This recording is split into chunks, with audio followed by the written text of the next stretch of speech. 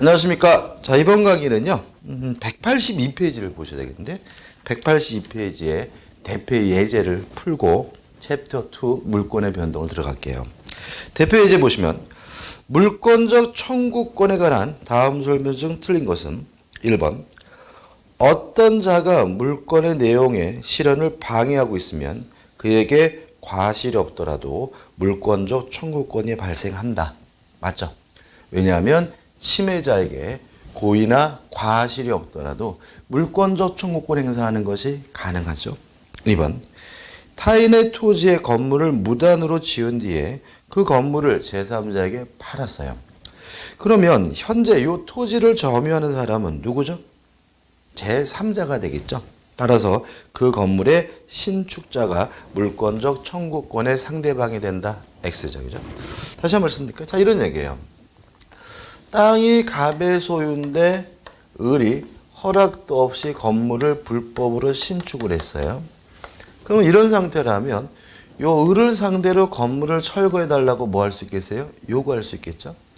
근데 을이 요 건물을 병에게 양도를 했다면 현재 갑의 토지를 점유하는 사람은 을이 아니라 누가 되는 거죠? 병이 되는 거죠. 따라서 신축자인 을에게 하는 것이 아니라 양수인 제3자인 병에게 건물의 철거를 요구해야 되기 때문에 2번이 X가 되는 거죠.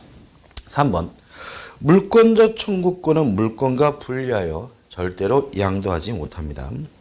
4번, 임차인은 목조물을 점유하고 있는 경우에는 물권적 청구권을 발생하지 않는다. 이게 과거 기출문제인데 표현이 좀 애매합니다. 그렇지만 틀렸다고 보기는 어려운데 일단 상대방이 점유하고 있는데 그 사람이 만약에 임차인이라면 그 사람에게는 뭘 행사할 수 없죠? 물권적 청구권 행사할 수가 없다라고 이해한다면 4번은 뭐죠? 맞는 지문이기도 하고 또 이게 임차인은 되죠. 그죠? 그러면 임차권은 물권이 아니라 채권이니까 임차인에게는 물권적 청구권 인정되지 않는다. 이렇게 해도 뭐죠? 맞는 지문이죠. 그래서 이 4번은 개념 자체가 문장 자체가 애매하긴 하지만 어떻게 생각하든지 간에 뭐죠? 맞는 지문이고 답이 될 수는 없고요. 5번, 물권적 청구권 행사하는 경우에 비용 부담에 관하여는 견해가 대립된다. 견해가 대립된다는 말은 항상 맞는 말이고요. 특히 이 비용 부담에 대해서는 견해가 아주 첨예하게 대립되어 있다는 말씀을 드렸고요. 그럼 어떻게 기억하기로 했죠? 원칙적으로 침해자가 부담하지만 침해자에게 고의 과실이 없다면 오히려 청구자가 비용을 부담한다. 이렇게 기억하는 것이 안전하다 말씀드렸죠. 아무튼 답은 2번이 되네요. 자, 챕터 2 해가지고요. 물권의 변동이 나옵니다. 183페이지죠. 총설. 여기 부분은 뭐 특별히 설명드릴 게 없죠. 그죠? 우리가 민법 총칙 1강 할 때 뭐 절대적 발생, 상대적 발생, 뭐 절대적 소멸, 상대적 소멸 이런 걸 공부했으니까 한번 읽어보시면 될 것 같고 그 다음에 넘겨보시면 물권 변동의 원인이 나오는데 1번 법률행위에 의해서 물권이 변동되는 경우가 있겠죠. 계약이나 단독행위. 또 2번 계약도 단독행위도 아닌 다른 사유로 물권이 변동되는 경우도 있을 텐데 이 부분은 대단히 중요한 부분이긴 한데 뒤에서 공부할 거고요. 그 다음 2번 물권 변동과 공시에서 공시제도의 의, 그 다음에 공시방법이 나와 있죠. 한번 생각을 해보죠. 자, 우리가 공시라는 말을 언제 쓰냐면 이런 말 할 때 쓰거든요. 교육부 장관이 대학 입학시험 일정을 공시했습니다. 이런 말 쓰죠. 산업인력관리공단 이사장이 공인중개사 시험 일정을 공시했습니다. 이런 말 쓰죠. 그래서 이 공시라는 말은 대외적으로 밝힌다는 말이에요. 대외적으로 어떠한 사실을 밝히는 것, 보여주는 것, 이걸 우리가 뭐라 그러냐면 공시라고 하거든요. 그럼 생각을 해보죠. 제가 부동산에 대해서 소유권이 있어요. 그 사실을 대외적으로 보여주려면 뭐 하면 되죠? 등기하면 될 것이고요. 제가 동산에 대해서 소유권이 있어요. 그 사실을 대외적으로 보여주려면 그 동산을 뭐 하고 있으면 되죠? 점유하고 있으면 되죠. 그럼 결과적으로 부동산은 등기함으로써 자신이 권리자임을 대외적으로 보여주게 되고 동사는 점유함으로써 자신이 권리자임을 대외적으로 보여주니까 등기와 점유는 대외적으로 권리자임을 보여주는 방법이니까 이게 뭐가 돼요? 공시 방법이 되는 거고요. 또 등기함으로써 점유함으로써 자신이 권리자임을 대외적으로 보여주게 되는데 이걸 우리가 뭐라 그러냐면 공시의 원칙이라고 합니다. 다시 말하면 공시하려면 공시 방법을 갖춰야 된다는 원칙이 뭐예요? 공시 원칙이에요. 대외적으로 자신이 권리자임을 보여주려면 공시 방법을 갖춰야 된다는 원칙이 뭐예요? 공시 원칙인데 우측에 보신 입법주의가 두 가지가 있어요. 첫째, 성립요건주의, 형식주의가 있고요. 그 다음에 두 번째, 의사주의 또는 대항요건주의 두 가지가 있고 가로를 보시면 1번 성립요건주의, 형식주의 그 다음에 뭐죠? 독법주의란 말이죠. 나오죠? 이게 무슨 말이냐면 형식주의는 독일이 채택하고 있거든요. 그래서 독일이 채택하고 있다 그래서 뭐죠? 독법주의가 되고요. 2번 대항요건주의 그죠? 의사주의 다음에 뭐 나오죠? 불법주의가 나오죠. 이 의사주의는 프랑스 민법이 채택하고 있거든요. 프랑스를 우리가 뭐라 그러죠? 불란서라고도 하죠. 그래서 불란서법에서 불법주의라고도 합니다. 그 다음에 형식주의는 우리 민법이 채택하고 있는 거라는 거 꼭 기억해 두시고 의사주의는 일본 민법이 채택하고 있는 것도 일단 기억해 두시기 바라요. 그럼 형식주의부터 생각해 보자고요. 자, 이런 얘기입니다. 우리는 민법이죠. 갑이라는 사람이 A라는 건물에 대해서 등기를 하고 있어요. 자, 을과 만나가지고 매매 계약을 하고 을이 갑에게 매매 대금을 다 지급했어요. 그래도 아직도 누구 거죠? 갑 거죠. 을의 입장에선 소유권을 취득하려면 갑으로부터 뭘 받아야 돼요? 등기를 받아야 그때 비로소 뭘 갖게 되는 거죠? 소유권을 갖게 되는 거죠. 다시 말하면 을은 등기라는 특별한 형식을 갖춰야지만 소유권을 취득한다. 이걸 우리가 형식주의라고 하는 거고요. 또 갑에서 을로 소유권이 넘어오려면 물권 변동이 성립되려면 등기가 필요하다 그래서 이걸 우리가 뭐죠? 성립요건주의라고 하는 거죠. 다시 말하면 우리 민법은 형식주의를 취하고 있습니다. 따라서 부동산에 관한 소유권을 취득하려면 등기와 같은 특별한 형식을 갖춰야지만 뭘 취득하는 거죠? 소유권을 취득하는 거죠. 줄이면 등기해야 소유권을 갖는다. 이게 뭐죠? 형식주의가 되는 거예요. 이에 반해서 의사주의는 좀 다르다는 거죠. 자, 갑이라는 사람이 A라는 건물에 대해서 을과 만나가지고 매매 계약을 했어요. 그래서 을이 갑에게 대금을 다 지급했거든요. 그랬더니 갑이 을한테 뭐라 그러냐면 이제부터 이 건물 네 거래요. 다시 말하면 갑이 을에게 소유권을 넘겨준다는 의사의 합치만 있다면 아직 을은 자기 앞으로 등기를 하지 않아도 소유권을 취득하게 되는데 이걸 우리가 뭐라 그러죠? 의사주의라고 하는 거죠. 그럼 여기서 의문이 생깁니다. 그럼 을은 등기하지 않아도 소유권을 취득하니까 뭐하러 등기하느냐, 그죠? 왜요? 등기하면 뭐만 낼 판이에요? 세금만 낼 판인 거죠. 그럼 왜 등기하느냐? 자, 을이 등기하지 않았더라도 뭐가 있어요? 소유권이 있긴 해요. 다만 갑이 마음을 바꿔서 병한테 팔아먹고 병한테 이전 등기를 해줘 버리면 이때 을은 자신의 소유권을 가지고 병에게 뭐 하지 못하냐면 대항하지를 못해요. 따라서 의사주의의 경우에는 등기하는 이유는 소유권을 취득하려고 등기하는 것이 아니라 제3자에게 대항하기 위해서 등기한다 그래서 요거를 다른 말로 뭐라는 거죠? 대항요건주의라고 하는 거죠. 이해되시죠? 자, 의사주의란 의사의 합치만 있으면 등기하지 않아도 소유권을 취득하는 게 뭐예요? 의사주입니다. 그럼 왜 등기하느냐? 등기를 안 하고 있다면 제3자에게 대항하지 못하기 때문에 등기를 하는 거죠. 다시 말하면 을의 입장에서 등기하는 이유는 소유권을 취득하려고 등기하는 것이 아니라 제3자에게 대항하기 위해서 등기하는 거다. 그래서 의사주의를 다른 말로 뭐라는 거죠? 대항요건주의라고 하는 거죠. 자, 이거 이해되시죠? 그죠? 자, 근데 여기도 좀 조심할 게 있어요. 가끔 요 공시 원칙을 등기해야 물권을 취득할 수 있는 것이 공시 원칙이다. 이렇게 설명되어 있는 책들이 있는데 그거는 잘못된 설명입니다. 왜냐하면 등기를 해야 물권이 변동된다. 이거를 공시 원칙으로 이해하게 되면 공시 원칙 속에는 뭐밖에 들어오지 않냐면 형식주의밖에 안 들어오는 거죠. 그래서 공시 원칙은 그게 아니라는 거죠. 대외적으로 보여주려면 등기를 해야 된다는 원칙이 뭐예요? 공시 원칙이에요. 따라서 의사주의의 경우에도 을이 자신의 소유권을 가지고 병에게 대항하려면 자신이 소유자임을 병에게 보여주려면 뭐가 필요합니까? 등기가 필요하니까 의사주의도 무엇이 관철되어 있는 거죠? 공시원칙이 관철되어 있는 거죠. 따라서 공시원칙하는 입법주의가 형식주의와 의사주의 두 개가 되는 것임을 주의하시기 바랍니다.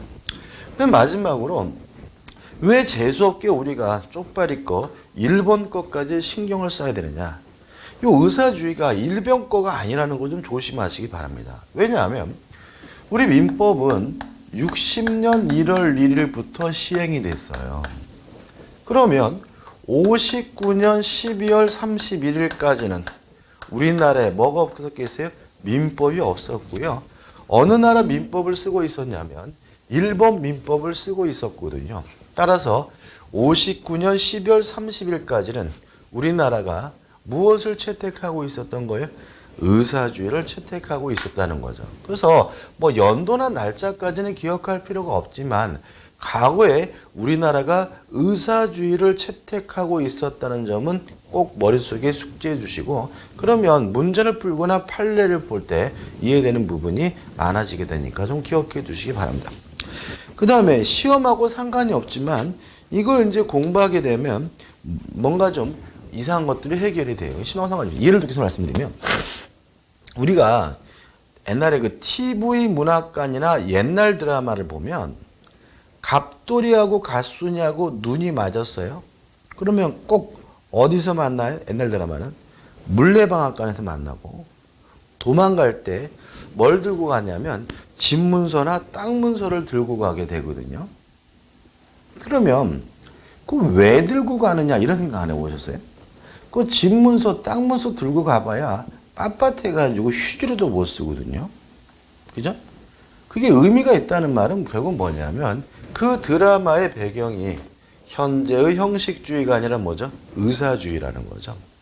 다시 말하면 의사주의 법자에서는 아버지가 땅을 사고 소유권을 취득했지만 뭘 안 하고 있어요? 등기를 안 하고 있는 거죠. 그러니까 땅 문서 가져가면 뭐 할 수 있어요? 팔아먹을 수 있고 이전 등기해 줄 수가 있기 때문에 요 땅 문서, 집 문서 가지고 도망가는 것이 옛날 드라마에는 뭐죠? 많이 나왔던 거다. 라는 게 이해되실 거예요. 그죠? 그 다음에 또 하나 뭐가 이해되시냐면 저희 아버님은 돌아가셨어요.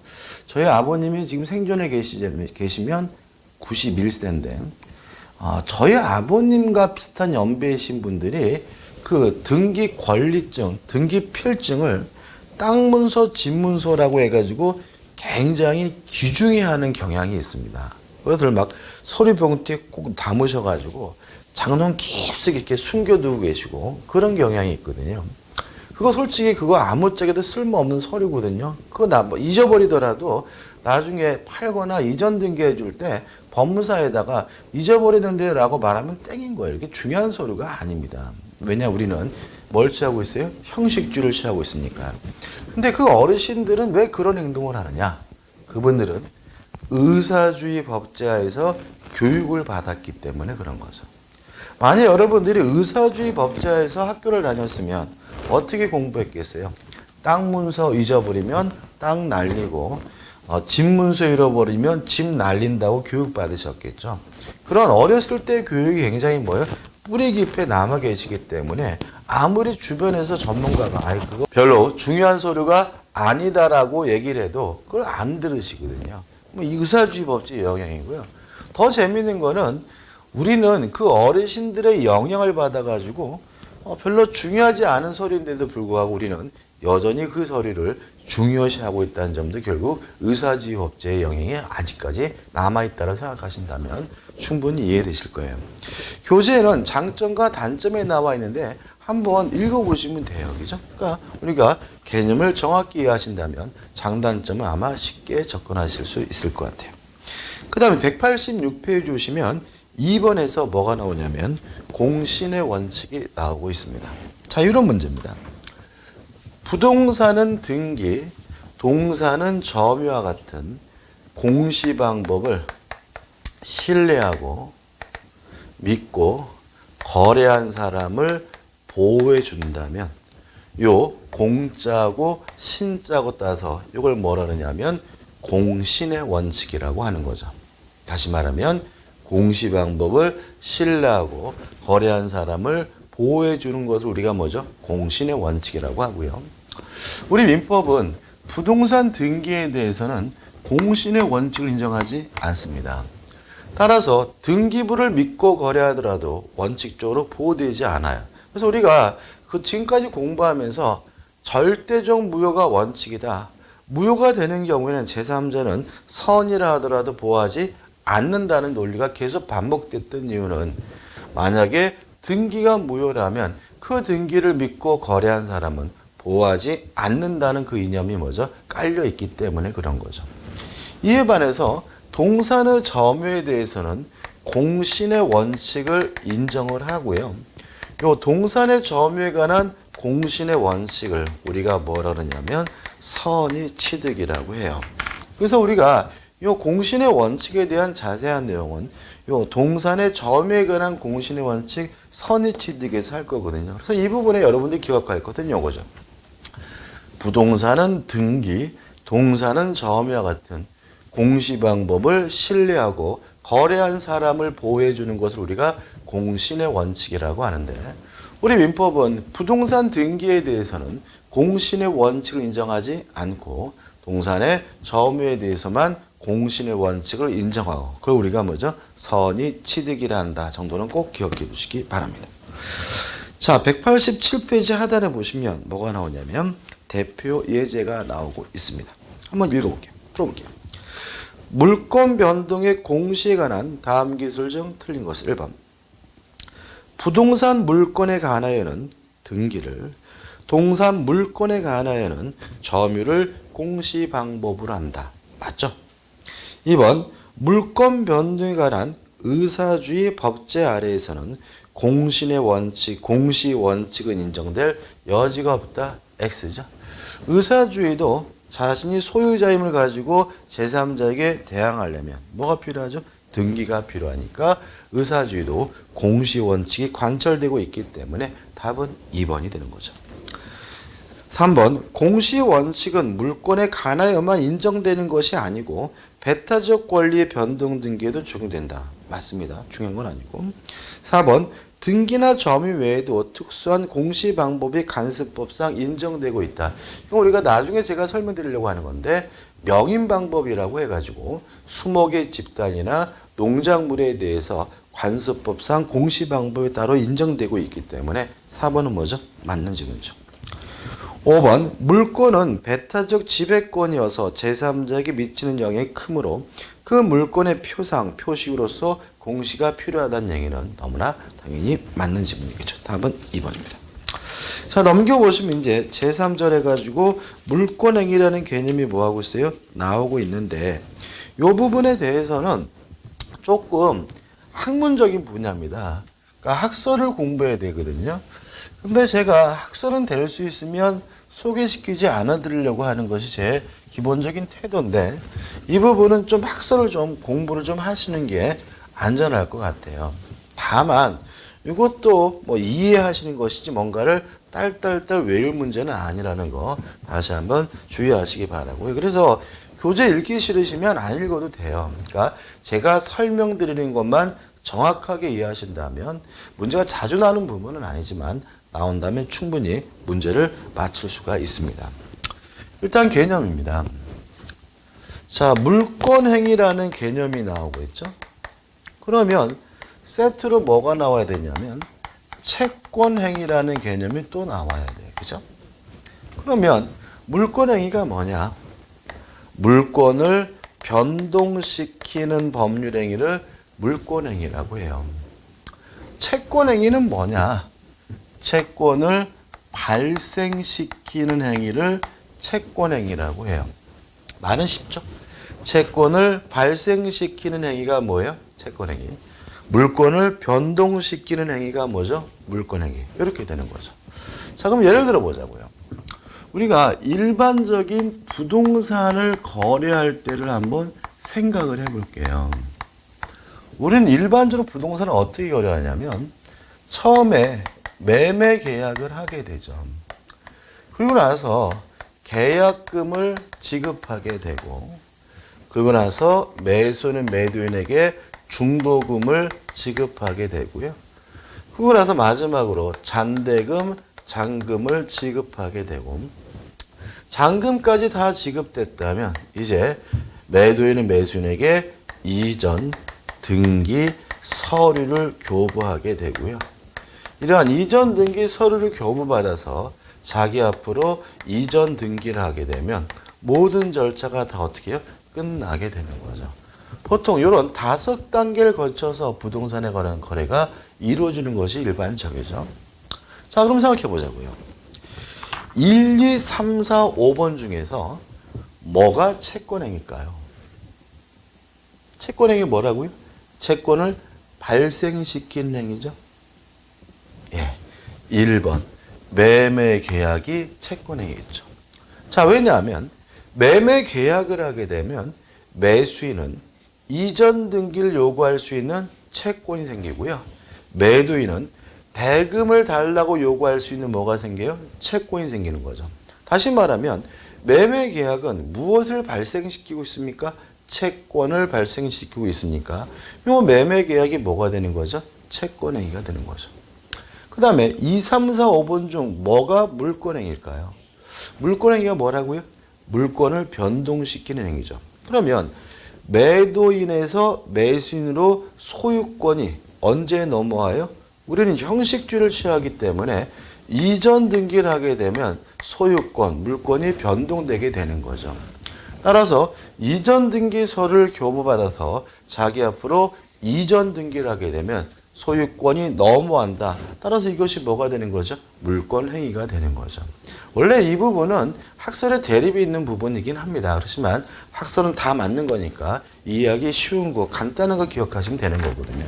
그래서 우리가 그동안 갑이 을과 만나가지고 매매 계약을 하고 갑이 을에게 이전 등기를 해줬다. 그러면 이 매매 계약은 뭐가 되는 거예요? 채권행위가 되고 이전 등기는 뭐가 돼요? 물권행위가 되고 이렇게 이해하시면 되는 거예요.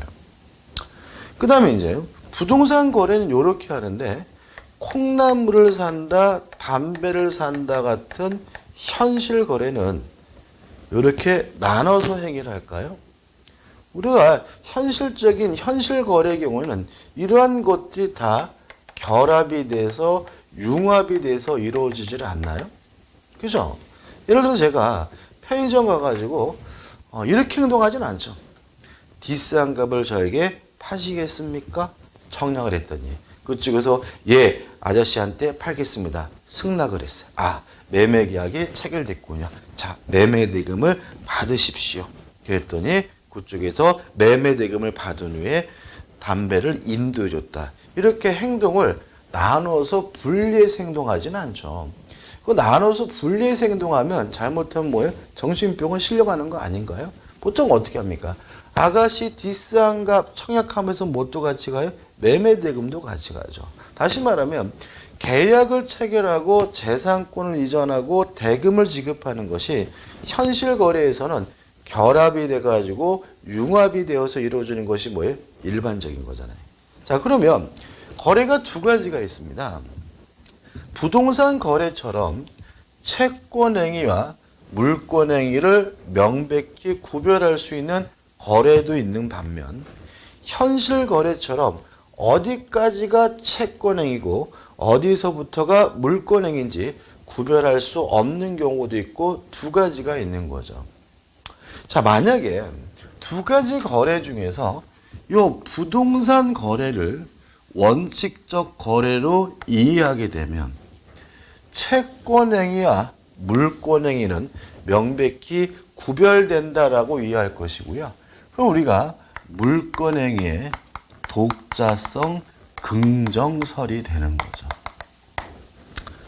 그 다음에 만약에 두 거래 중에서 현실 거래를 원칙적 거래로 이해한다면 어디까지가 채권행위 매매계약이고 어디서부터가 물권행위인지를 구별할 수가 없다라고 이해하겠죠. 이게 뭐냐면 물권행위의 독자성 뭐가 되냐면 부정설이 되는 거죠. 그래서 이 학설은 결국은 뭐냐면 시각에 관한 차이점입니다. 어떤 거래를 원칙적 거래로 볼 것인가 문제라는 걸 좀 주의하시기 바라고요.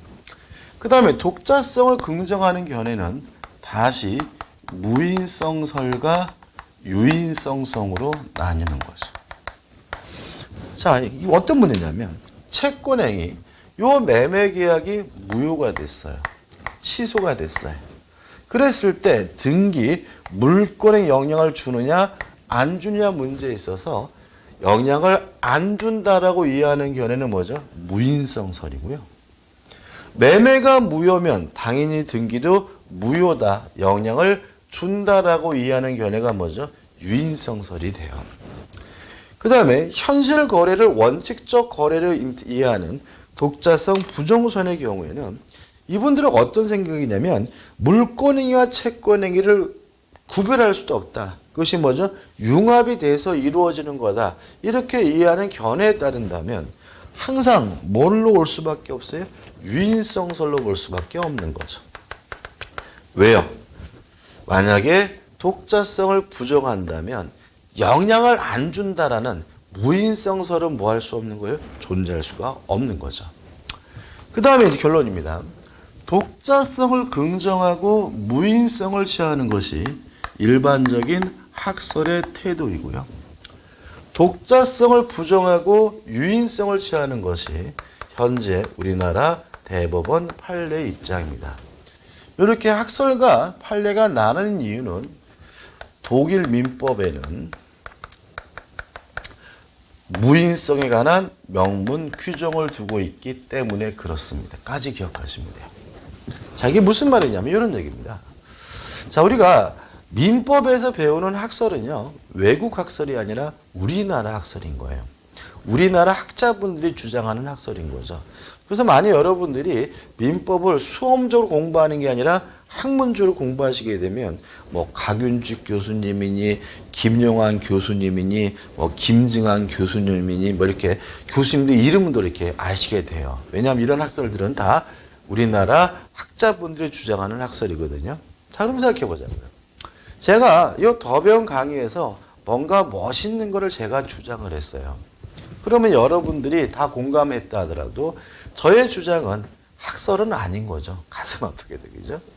그러면 학설을 주장하려면 다수리든 소수리든 간에 유명한 대학에 뭐 해야 돼요? 유명한 교수님이어야 뭘 주장할 수 있는 거예요? 학설을 주장할 수가 있는 거고요. 그죠? 유명한 대학에 전임 교수님이 되려면 우리나라는 유학을 갔다 와야 합니다. 특히 민법은 어느 나라로 유학 갔다 와야 되겠어요? 독일로 유학 갔다 와야 됩니다. 그러면 생각해 보세요. 독일로 여러분 유학 가시면 독일 가서 맨날 어느 나라 민법을 공부하겠어요? 독일 민법을 공부하겠죠. 그러니까 이 학자분들은 10여 년 넘게 독일 민법을 공부하다가 귀국하셔서 국내 대학에 교수님이 되신 분들이니까 독일 민법의 명문으로 규정되어 있는 독자성 긍정성과 무인성을 취하는 거죠. 이에 반해서 판례는 누가 만드는 거예요? 판사님들이 만드시는 거잖아요. 판사님들은 대법관 분들은 저보다 연배가 많으시잖아요. 어떻게 공부하신 분들이에요? 옛날에 그죠? 저도 마찬가지, 저도 그랬는데 절 같은데 어떻게 처박혀가지고 사회와 뭐죠? 단절해서 띠들고 그죠? 필승해가지고 그냥 밑줄 치고 막 공부해가지고 사법시험 합격해서 되신 분들이잖아요. 다시 말하면 그분들은 독일어도 할 줄 모르고요. 독일 민법이 어떻게 생겼는지에 대해서도 전혀 관심이 없는 분이에요. 판사님들은 오로지 뭐에 대해서만 관심을 가질 수밖에 없겠어요? 현실에 대해서 집중할 수밖에 없는 거죠. 현실에 대해서 집중하게 되니까 결국 독자성도 부정하고 뭘 취하는 거죠? 유인설을 취하는 것이 우리 판례 입장인 거죠. 여기까지 이해되시죠? 그죠? 그래서 한번 교재를 틈이 나면 한번 읽어보셨으면 좋겠고요. 191페이지 오시면 제가 말씀드린 뭐죠? 결론이 나와 있고, 자, 대표이제 한번 풀어볼게요. 다음 중 잘못된 것은 1번. 물권행위의 무인성을 인정하기 위해서는 물권행위의 독자성이 인정되어야 한다. 맞죠? 독자성을 부정하게 되면 항상 뭐로 오게 돼요? 유인성설로 오니까 무인성설을 취하려면 기본 전제로서 독자성이 뭐가 돼야 되는 거예요? 긍정이 돼야 되겠죠. 2번, 우리 민법은 독일 민법과는 달리 물권행위 무인성을 인정할 수 있는 근거 규정을 두지 않고 있다. 맞습니다. 무인성에 대해서 독일 민법에는 규정을 두고 있지만 우리 민법에는 아무런 규정이 없기 때문에 판례가 뭐 하는 거예요? 부정하는 거죠. 3번, 판례는 물권의 독자성과 무인성을 인정하는 입장을 취하고 있다. X죠. 우리 판례는 독자성도 부정하고 유인성을 취하고 있고요. 위에 있는 판례가 뭐죠? 그거죠. 4번, 법률행위 일어난 부동산의 물권의 득실 변경은 등기하여 그 효력이 생긴다. 186조 규정이고 형식주의 내용인 거죠. 5번, 당사자 간에 특약이 있는 경우에는 종물도 독립하여 거래에 객체될 수가 있다. 맞습니다. 이게 이런 얘기죠. 주된 물건이 팔리면 종된 물건도 쫓아가는 것이 원칙이에요. 다만 특약으로서 그러한 것을 배제시킬 수가 있기 때문에 5번은 뭐죠? 맞는 지문이고 답은 뭐죠? 3번이 되는 거죠. 자, 넘겨보시면 이제 부동산 물권 변동해 가지고 굉장히 중요한 부분이 나옵니다. 자, 지금 제가 간단하게 하면 10분 정도, 15분 정도 하는 부분은 시험 문제 반드시 나오는 부분이라고 생각하셨으면 좋겠어요. 자, 이건 뭐냐면 등기를 해야 되느냐 할 필요가 없느냐 문제예요. 이걸 왜 시험 문제를 반드시 내냐면 이런 생각을 가지고 계십니다. 우리는 법무사 시험이 아니라 공인중개사 시험이니까 뭐 등기 절차에 대해서 자세히 알고 등기를 할 수 있는 능력까지는 출제자가 요구하지는 않습니다. 다만 뭘 요구하냐면 등기를 해야 되는지 할 필요가 없는지는 구별할 줄 알아야 된다라고 생각하는 것 같아요. 그래야 중개의뢰인에게 등기하세요. 아니면 등기하지 마세요라고 뭐 할 수 있는 거죠? 안내해 줄 수 있는 거잖아요. 그래서 이 부분 등기를 해야 되느냐 할 필요가 없느냐 부분은 시험 문제에 꼬박꼬박 나오고 있는 부분이니까 좀 주의하시기 바라고, 일단 여러분들이 교재 꼼꼼히 읽어봐야 되고요. 핵심적으로 정리할 것만 생각을 해보죠.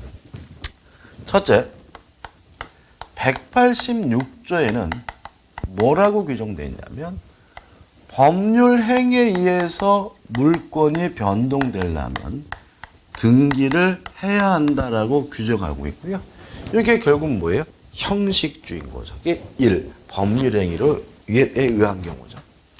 그 다음에 우리 민법 187조는 뭐라고 해놨냐면 법률 행위가 아닌 법률 규정에 의해서 물권이 변동될 때는 등기할 필요가 없다라고 해놨거든요. 여기서 이제 지문이 한 5개 중에 2-3개가 걸러지는 거죠. 자, 그럼 이렇게 된 거죠. 법률 행위에 의해서 물권이 변동되려면 등기를 해야 돼요. 다시 말하면 계약이나 단독행위에 의해서 물권이 변동될 때는 뭘 해야 되는 거예요? 등기를 해야 되는 거죠. 법률 행위가 아닌 법률 규정에 의해서 물권이 변동될 때는 등기할 필요가 없어요. 그 말은 계약도 아니고 단독행위도 아닌 다른 사유로 물권이 변동될 때는 뭐 할 필요가 없는 거죠? 등기할 필요가 없는 거죠. 그래서 우리 공인중개사 시험에서는요. 계약을 통해서 물권이 변동되려면 등기해야 되고 계약이 아닌 다른 사유로 물권이 변동될 때는 뭐 할 필요 없어요? 등기할 필요가 없다. 이 정도만 기억하셔도 충분히 문제를 풀 수가 있어요. 그래서 이렇게 된 거죠. 다음 중 등기해야 되는 경우는 이런 형태의 문제가 나왔다면 계약을 찾으면 되는 거고요. 다음 중 등기할 필요가 없는 경우는 이런 문제가 나오면 가장 쉽게 문제를 푸는 방법은 계약이 아닌 다른 것들을 찾으면 되는 거예요. 아무튼 계약과 단독행위로 물권이 변동될 때는 등기합니다. 계약도 단독행위도 아닌 다른 사유로 물권이 변동될 때는 등기할 필요가 없습니다. 일단 기억해 두시고요. 그 다음에 이제 세 번째 여러분들이 따로 기억해야 될 것은 뭐냐면 판결이에요. 판결의 경우 결론만 기억하시면 일단 이행 판결에 의해서 물권이 변동될 때는 이때는 등기를 해야 합니다. 이행 판결이 아닌 형성 판결에 의해서 물권이 변동될 때는 등기할 필요가 없습니다. 형성 판결은 형성권에 기한 판결을 말하고요. 형성 판결이 내려지면 뭐 하지 않아도 등기하지 않아도 물권이 변동돼요. 꼭 기억해 두시고요. 그 다음 네 번째로 재단법인 설립행위가 문제가 됩니다. 왜냐하면 이 재단법인 설립행위는 상대방 없는 단독행위이기 때문에 186조에 따르면 등기하지 않아도 재단법인은 등기를 해야지만 재단법인은 소유권을 취득할 수가 있어야 되거든요. 근데 우리 민법 48조에 특별 규정을 마련하고 있어요. 이때는 등기할 필요가 없다라고 되어 있어요. 그래서 186조와 48조가 충돌되고 있기 때문에 우리 판례는 이 문제를 어떻게 해결하고 있냐면 결론은 마치 의사주의처럼 해결하고 있다는 얘기예요. 무슨 말입니까? 재단법인은 의사주의처럼 등기하지 않아도 일단 뭘 취득하냐면 소유권을 취득해요. 다만 등기 없이 취득한 소유권을 가지고 제3자에게 대항하려면 그때는 등기가 필요하다는 것이 우리 판례의 입장이에요. 그래서 재단법인 설립행위라는 말이 나오면 뭐가 떠오르세요? 의사주의를 떠오르시기 바라고 따라서 재단법인은 일단 등기 없이 뭘 취득합니까? 소유권을 취득하지만 자신의 소유권을 가지고 제3자에게 대항하려면 뭐가 필요하죠? 등기가 필요하다는 거 꼭 기억해 두시기 바랍니다. 그 다음에 다섯 번째 취득수요입니다. 취득수요는 명백히 법률행위가 아니에요. 그렇지만 우리 민법이 취득수요의 경우는 등기를 해야 소유권을 취득한다라고 규정을 두고 있기 때문에 취득수요는 법률행위가 아니지만 뭘 해야 돼요? 등기를 해야 돼요. 이게 여러분들이 기억할 내용의 전부입니다. 자, 이거 가지고 연습을 해보죠. 자, 우측에 193페이지 보시면 1번 상속. 법률행위인가요? 아니죠. 따라서 등기하지 않아도 상속인은 소유권을 취득해요. 언제? 피상속인이 돌아가시는 순간. 2번 공용징수는 수용이거든요. 강제로 뺏기는 거거든요. 따라서 이것도 뭐예요? 법률행위가 아니에요. 따라서 등기 없이 소유권을 취득하게 되고요. 3번 판결은 둘로 나누자 그랬죠. 이행 판결은 등기해야 되지만 형성 판결은 뭐 할 필요 없어요? 등기할 필요가 없고요. 4번 경매인데 여기서 말하는 경매는 법원에서 하는 강제 경매만을 말합니다. 그래서 법원에서 법규 규정에 의해서 강조하는 강제 경매는 법률행위가 아니기 때문에 등기하지 않아도 경락인은 경락대금을 완납하는 순간 소유권을 취득해요. 그 다음 5번 기타 법률에 나와 있는데 이건 결국 외울 게 아니라 계약도 아니고 단독행위도 아닌 다른 사유로 물권이 변동될 때 뭐 할 필요 없어요? 등기할 필요가 없다라는 걸 머릿속에 숙지하시고 얘들을 어떻게 해요? 꼼꼼히 보시면 되는 거예요. 요지 마세요. 그다음 넘겨보시면 예외에서 나와 있는 건 뭐예요? 취득시효죠. 취득시효는 법률행위가 아닌데도 불구하고 뭘 해야죠? 등기를 해야 됩니다. 그 다음에 이제 3. 186조 또는 187조가 문제되는 경우에서 1번 원행 행위에 실효라는 말이 나와 있죠. 이거는 뭐냐면 유인설이에요. 자, 갑이 을과 만나가지고 매매 계약을 하고요. 갑이 을에게 이전 등기를 해주는데 요 갑과 을 간의 매매가 무효 취소 해제가 되면 무엇도 무효가 돼요?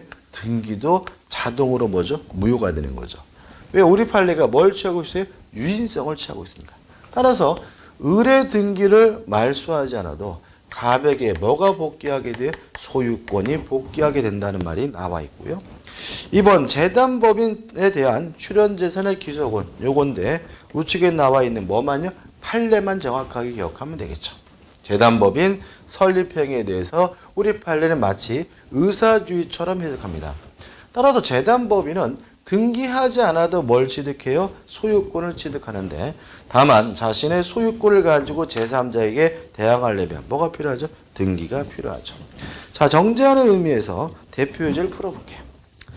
판례에 의할 때 재단법인의 설립에 있어서 출연재산이 부동산인 경우 재단과 재산 출연자 이외의 제3자에 대한 관계에 있어서 위 출연재산이 그 법인에게 완전히 기속되는 시기는 뭐한 때죠?